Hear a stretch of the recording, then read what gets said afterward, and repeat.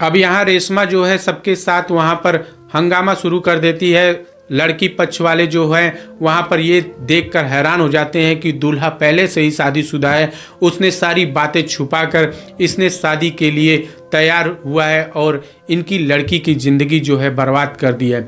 यहाँ पर दूल्हे ने एक नहीं दो जिंदगियां बर्बाद की। जो पहली पत्नी है उसकी भी ज़िंदगी लगभग बर्बाद ही कर रखा है। उसने कोर्ट में तलाक की अर्जी चल रही है, सुनवाई चल रही है और इधर उसी बीच ये दूसरी शादी करने के फिराक में बारात लेकर पहुंचा था, यानी उस लड़की की भी ज़िंदगी वहाँ बर्बाद हो जाती है।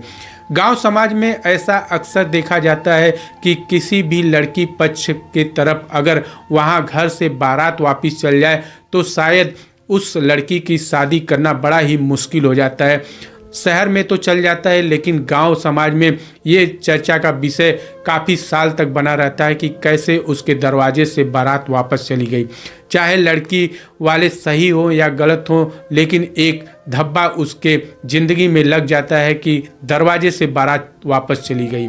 अब यहाँ विनय ने लगभग 2 जिंदगियां बर्बाद कर दी हैं अपने अय्याशी के चक्कर में, अपने खुशियों के चक्कर में। हर लड़की का सबसे बड़ा सपना और सबसे बड़ा खुशियों का दिन होता है उसके शादी का। शादी के लिए वो तमाम ऐसे सपने देख रखी होती है कि किस तरीके से उसके सपनों का दूल्हा उसके घर पर आएगा और उसको जयमाला पहनाकर शादी करके अपने घर पर लेके जाएगा।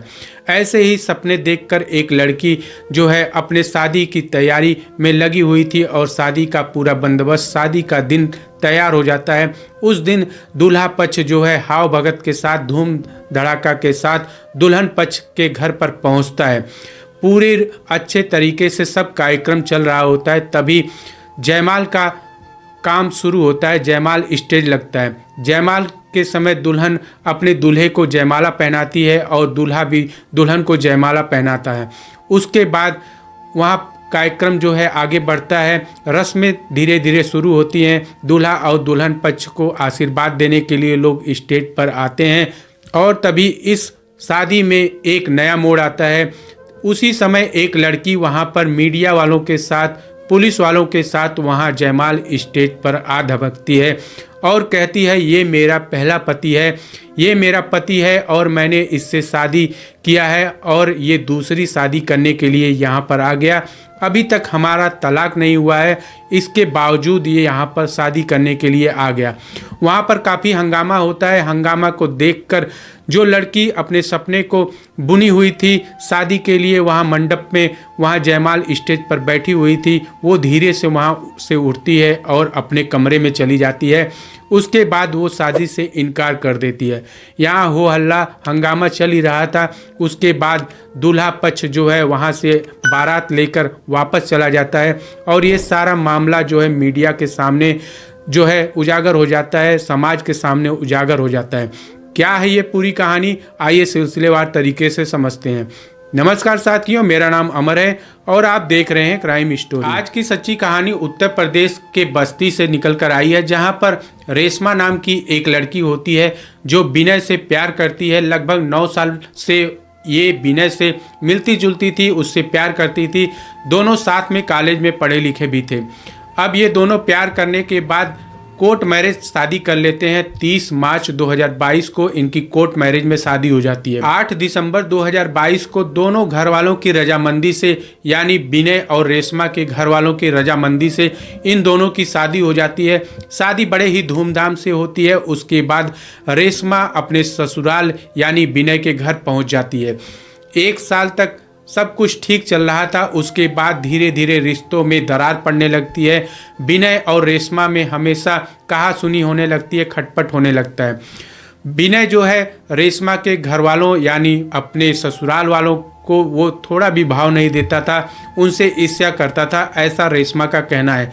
रेशमा बताती है कि 1 साल रहने के बाद जब वो अपने पति से कहती है कि मैं अपने मायके जाना चाहती हूँ, रक्षाबंधन के दिन मैं अपने भाई को राखी बांधना चाहती हूँ, तब वहाँ विनय कहता है कि तुम्हें जाना है तो जाओ, अपने भाई को बुला लो, मैं तुम्हें वहाँ पर नहीं लेकर जाऊँगा। रेशमा कहती है ठीक है, मैं अपने भाई को बुला लूँगी। अब वो रेशमा अपने भाई को फ़ोन करती है और उसके बाद उसका भाई वहाँ रेशमा को लेने के लिए उसके ससुराल पहुँच जाता है। आराम से इनकी विदाई हो जाती है। रेशमा जो है अपने भाई के साथ अपने मायके आ जाती है। रक्षाबंधन के जो है उसमें अपने भाई को राखी बांधती है और कुछ दिन बीतने के बाद रेशमा अपने पति को फ़ोन करती है कि आप यहाँ पर मुझे लेने के लिए आ जाइए।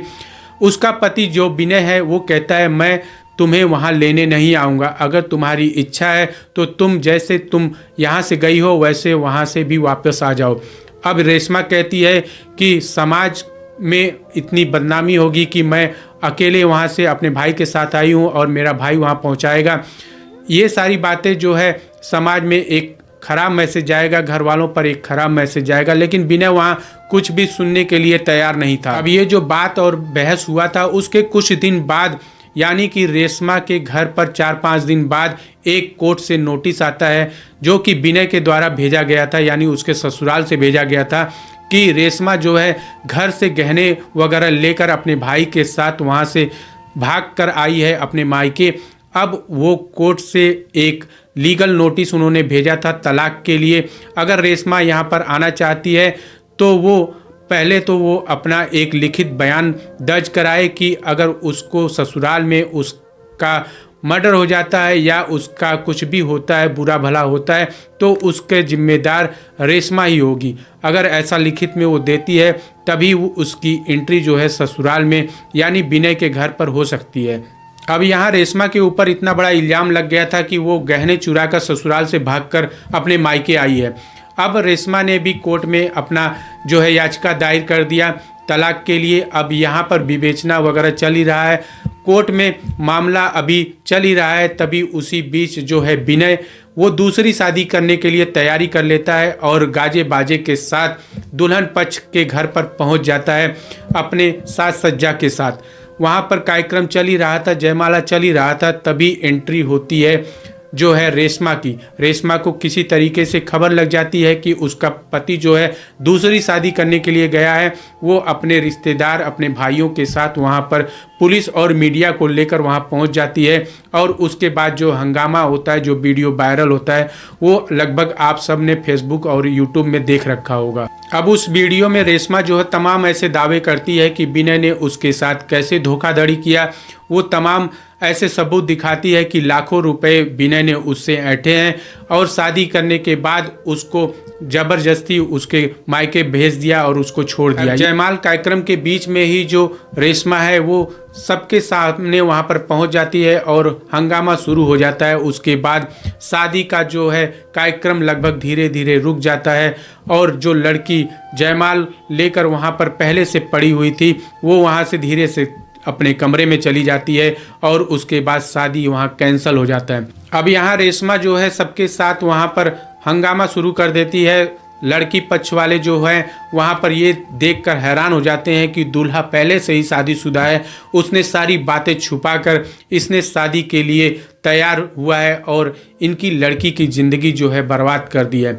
यहाँ पर दूल्हे ने एक नहीं दो जिंदगियां बर्बाद की। जो पहली पत्नी है उसकी भी ज़िंदगी लगभग बर्बाद ही कर रखा है। उसने कोर्ट में तलाक की अर्जी चल रही है, सुनवाई चल रही है और इधर उसी बीच ये दूसरी शादी करने के फिराक में बारात लेकर पहुंचा था, यानी उस लड़की की भी ज़िंदगी वहाँ बर्बाद हो जाती है। गांव समाज में ऐसा अक्सर देखा जाता है कि किसी भी लड़की पक्ष की तरफ अगर वहाँ घर से बारात वापस चल जाए तो शायद उस लड़की की शादी करना बड़ा ही मुश्किल हो जाता है। शहर में तो चल जाता है लेकिन गांव समाज में ये चर्चा का विषय काफ़ी साल तक बना रहता है कि कैसे उसके दरवाजे से बारात वापस चली गई। चाहे लड़की वाले सही हो या गलत हो, लेकिन एक धब्बा उसके ज़िंदगी में लग जाता है कि दरवाजे से बारात वापस चली गई। अब यहाँ विनय ने लगभग 2 जिंदगियां बर्बाद कर दी हैं अपने अय्याशी के चक्कर में, अपने खुशियों के चक्कर में।